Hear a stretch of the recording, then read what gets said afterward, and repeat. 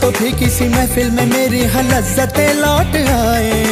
हसरत पे लज्जत जो है तेरी दावत, तो बोलो भला कौन आए। अरे कह दे तू जो सारी देगों को आग दूं, दिल की मैं दम भी मैं दे दूं अपना।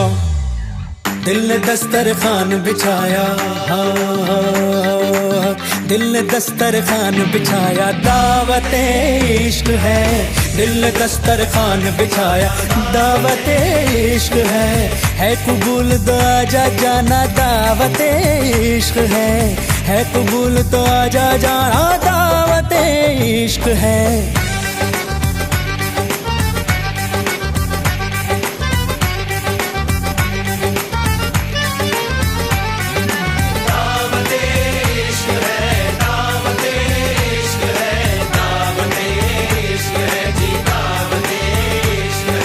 शरबत में घुली मोहब्बत, दावते इश्क है।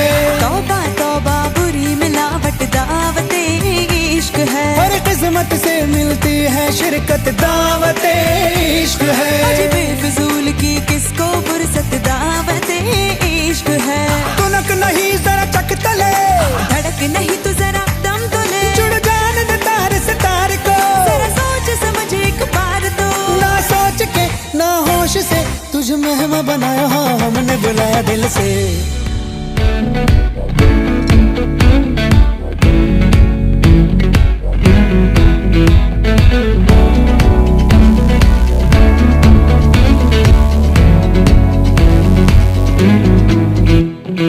क्यों लम्हे खराब करे, आ गलती बेहिसाब करे। दो पल की जो नींद उड़ी, आ पूरे सारे ख्वाब करे। क्या करने हैं उम्रों के वादे, ये जो रहते हैं रहने दे आने। दो बार नहीं एक बार सही, एक रात की कर ले तू यारी। सुबह तक मान के मेरी बात, तू ऐसे जोर से नाची आज। हे घुंघरू टूट गए, हे घुंघरू टूट गए। छोड़ के सारा शर्म और लाज, वैसे जोर से नाची आज। ये घुंघरू टूट गए, ये घुंघरू टूट गए।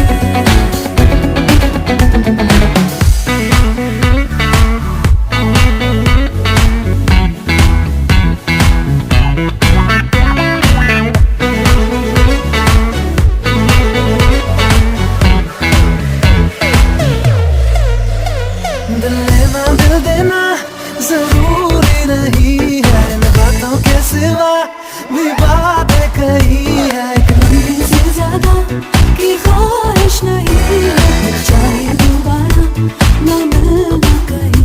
मेरे सपने नहीं सीधे सादे, है गलत फहमियां तो मिटा दे।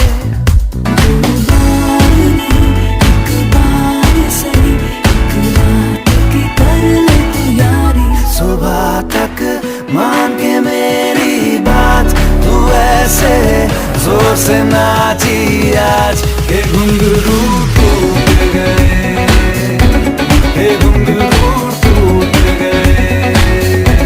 छोड़ के सारे शर्म और लाज, वैसे जोर से नाची आज। ये घुंघरू टूट गए, ये घुंघरू टूट गए।